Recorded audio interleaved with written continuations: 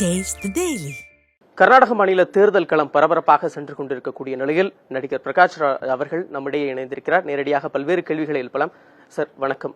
பிரதமர் நரேந்திர மோடி தேர்தல் பரப்புரை ஒவ்வொரு மாநிலங்களுக்கும் சென்று கொண்டிருக்கிறார். ராஜஸ்தான்ல முதலாவதாக அந்த பரப்புரை மேற்கொண்டும் பொழுது இந்த நாட்டில் அதிகமாக குழந்தை பெற்றுக்கிட்டவங்களும் ஒரு குறிப்பிட்ட இவங்களுக்குமான அந்த வாக்குகளை அளிக்காதீங்க, எங்களுக்கு வாக்களிக்கன்னு சொல்லி ஒரு ஸ்டேட்மெண்ட் விட்டார்.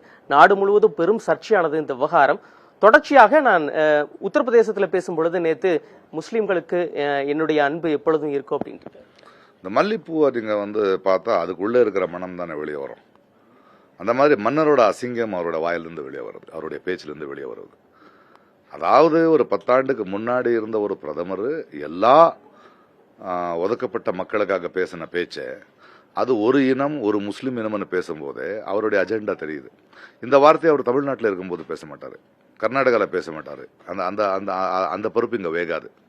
ஆனால் அந்த யூபியில் அங்கெல்லாம் வேகம். அதனால் இவன் ஒரு நாளைக்கு 5 வேடம் போடுற மாதிரி நான் சொன்னேன். அந்த மன்னர் ஒரு நாடு ஒரு மொழி ஒரு தர்மம்ங்கிற மாதிரி இருக்கிற மன்னருக்கு 2 நாக்கு, ஒவ்வொரு நாக்கு ஒன்று பேசிக்கிட்டு இருக்கு. இது நாங்கள் எல்லாம் தலைகுனிய வேண்டிய ஒரு அசிங்கமான விஷயம். இதுக்கு மக்கள் தான் பதில் சொல்லணும். தேர்தல் ஆணையம் ஏன் நடவடிக்கை இந்த விஷயத்தில் எடுக்க மாட்டேங்குது? நிறைய கம்ப்ளைண்ட் போயிருக்கு. ஏங்க திருடனை பத்தி கம்ப்ளைண்ட் நீங்க இன்னொரு திருடனுக்கு போய் கொடுப்பீங்களா?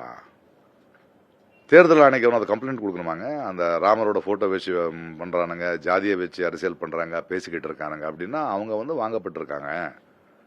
புரியுதா உங்களுக்கு? அவங்களுடைய ஆளுதான், அதனாலதான் சும்மா இருக்கான். அதாவது இங்க இந்த நாட்டில் இவங்க மறுபடியும் ஆட்சிக்கு எதுவுமே நடக்காது. அவங்க சொல்றது தான் நடக்கணும். நான் ஒரு வரணும், எவனும் இருக்கக்கூடாது, எதிர்கட்சி இருக்கக்கூடாது, கேள்வி கேட்கறவங்க இருக்கக்கூடாது, நான் என்ன செஞ்சாலும் அப்படிதான் ஓகே. முதல்வர் தானே பண்ணாங்க. 147 எம்பி இருந்தா அவங்க எல்லாரும் வெளியே அனுப்பி தானே ரூல்ஸை பாஸ் பண்றானுங்க. சவுத் இந்தியா எப்பொழுதும் ஒரு டிஃப்ரெண்டா இருக்கும். ஆனா கர்நாடகா போன வாட்டி 26 சீட்டு, இந்த வாட்டி அது வாய்ப்பு இருக்கு. அப்பப்போ மக்களுக்கு கூட அறியாமையில ஓட்டு போடுவானுங்க. இந்த வாட்டி பார்ப்போம். அதே கர்நாடகா தானே இப்போ அவங்கள இறக்குச்சு ஸ்டேட் கவர்மெண்ட்ல. இப்போ 2 பேர் இணைந்து வந்துருக்காங்க, கள்ள மாதிரியும் கேப் மாதிரியும் முள்ள மாதிரியும். மக்களோட இதை பாருங்க, கடைசியில் தேர்தலில் ஜெயிக்கிறதோ தோக்கிறதோ மக்கள் தான், அவங்களுடைய வாழ்க்கை தான், அவங்களுடைய எதிர்காலம் தான். இந்த வாட்டி மக்கள் யோசிப்பாங்க. அது இங்கே நடக்காது. சவுத் இந்தியா டெஃபினட்டா போன தடவை விட இந்த தடவை பிஜேபிக்கோ பாஜகக்கோ இந்த மன்னருக்கு என்ன சொல்லணுமோ அதை சொல்லும். நேத்து ஒரு எம்பி குஜராத் சூரத்துல போட்டியின்றி வச்சிருக்காரு. 400+ 1 ஜெயிச்சுட்டோம், இன்னும் 300 தான் இருக்கு, 300+ தான் இருக்கு.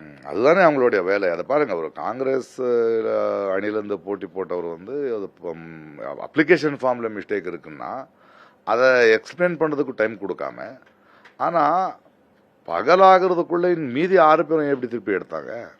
இப்படிதான் இவனுங்க இன்னுமே அரசியல் நடத்துவானுங்க. ஒரு நாடு ஒரு மொழி ஒரு இனம் ஒரு தர்மம், எலெக்ஷன் இல்ல. தமிழ்நாட்டில் பிஜேபி வளர்ந்து வருதுங்காரு. நேற்று அண்ணாமலை கர்நாடகாவில் தேஜஸ்வி சூர்யாக்கு ஆதரவா பரப்புரை மேற்கொண்டார். எடுபடுமா? அண்ணாமலை முதல்ல கோயம்புத்தூர்ல எவ்வளவு ஓட்டு வாங்கன்னு பார்ப்போம்.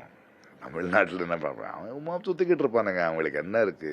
தவளை பேசிக்கிட்டே இருக்கும் இல்லையா?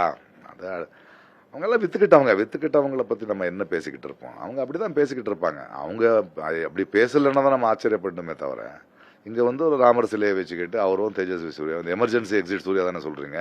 அவ்வளவுதான். அவங்க எல்லாரையும் எமர்ஜென்சி எக்ஸிட் தமிழ்நாட்டில் ஓபன் பண்ணியாச்சு. கர்நாடகாலையும் ஓபன் பண்ணோம், சவுத் இந்தியாவில் ஓபன் பண்ணுவோம். பாப்பா எங்க போப்பாங்க. நீங்க ஒரு கட்சிக்கு சார்பா பேசிட்டு இருக்கீங்க அப்படின்னு அவங்க பாஜக சொல்றாங்க.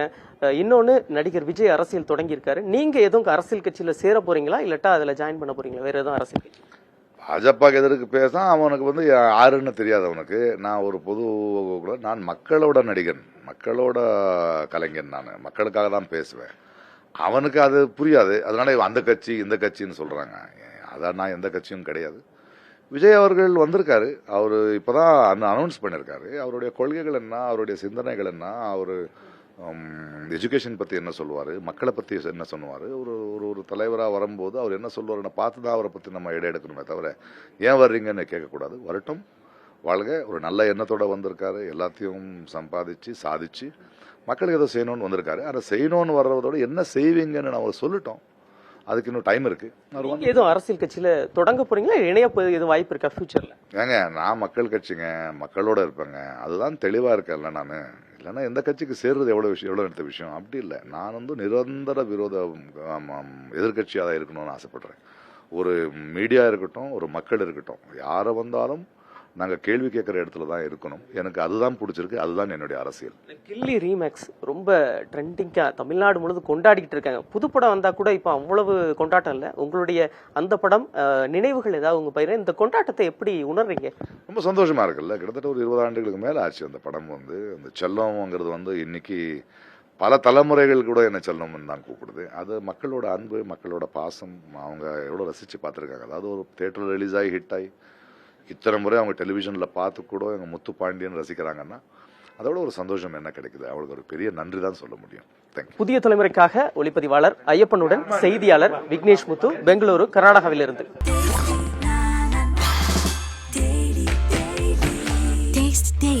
Taste the Daily.